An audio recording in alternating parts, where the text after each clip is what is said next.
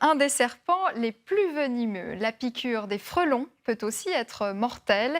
Et quand on sait cela, on voit d'un autre œil la passion d'un retraité zurichois pour ces insectes. Il a dormi plusieurs semaines avec au-dessus de la tête un nid de frelons. Reportage de nos collègues alémaniques, adapté par François Heger. Ça crépite, ça bourdonne, mais surtout ça travaille.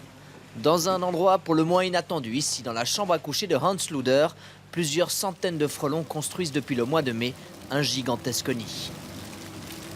Et en ce moment, des centaines de frelons, des mâles, mais aussi les toutes jeunes reines, sortent doucement de leur maison.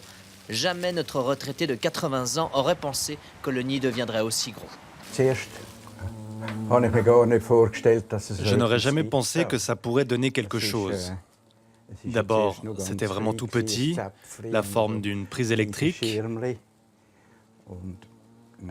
Et va-t'en toi. Et je me suis dit, c'est intéressant de voir comment ça va évoluer. Alors je l'ai laissé là.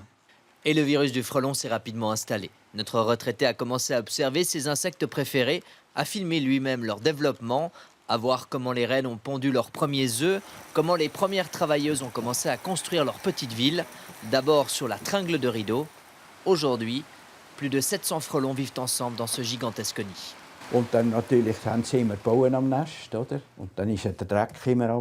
Elles passaient leur temps à construire le nid.